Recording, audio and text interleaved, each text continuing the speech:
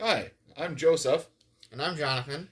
and we're Darrington, and we're the Cheese Brothers, and we're gonna be reviewing a Jarlsburg cheese from Hannaford's. a market in. This one was from Dover, New Hampshire, and so Jarlsberg, it's a white cheese, semi-soft.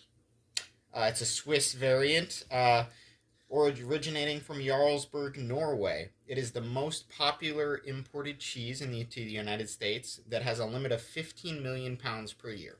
Which is very interesting. And so today we're going to try it three ways. The first is just going to be a taste of the cheese by itself. Then we'll have it with crackers. And then we'll also make it into a cheesy waffle to go along with our chislic, a South Dakota specialty that we're going to air fry later. So cheers. Cheers.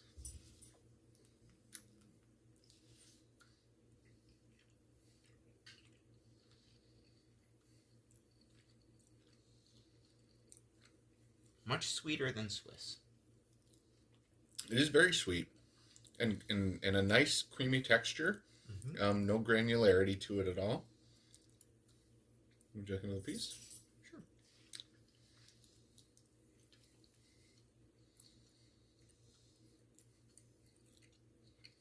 A very nice mouthfeel and a very pleasant, nutty, sweet, and creamy texture. So, very good on its own. Yes. Next, to have it with a club cracker. There you are. Yes.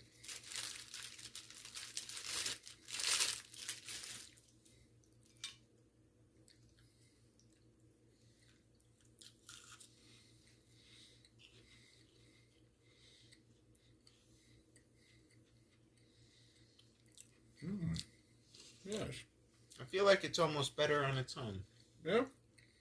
I think the cracker overpowers. The sweetness is lost a little bit. It does Yeah. have a good aftertaste, though, but when you first bite into it, there's not a lot of... See, I would agree that it initially overpowers it, but I think that the saltiness pairs well with, and the butteriness of both pair well, and then the saltiness provides for that good aftertaste. It's also nice to have the textural difference, I think. I agree. But it is a cheese that I would eat both with or without a cracker, no problem. That is fair.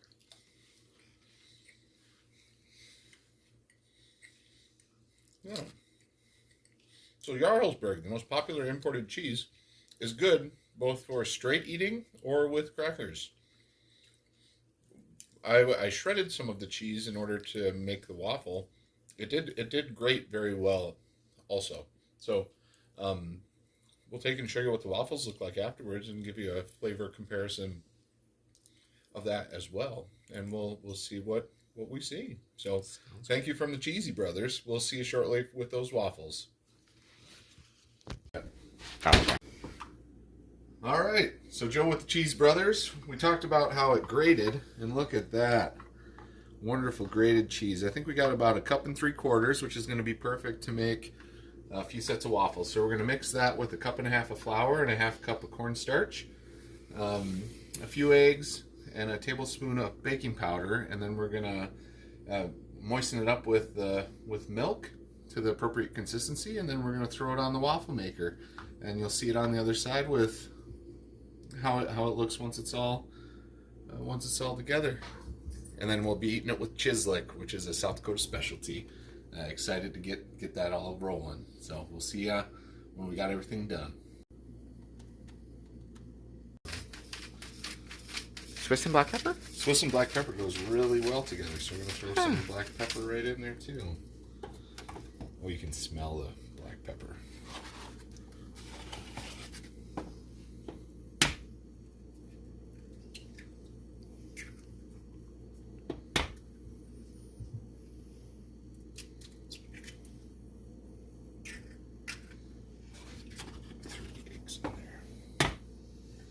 Protein.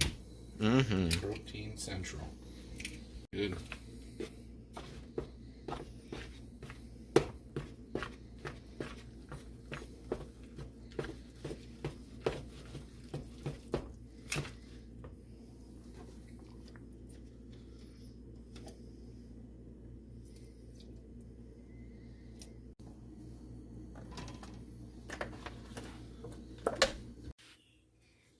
right, so it's the Cheese Brothers here. We got our full meal now, but we want to review our cheesy waffle first. So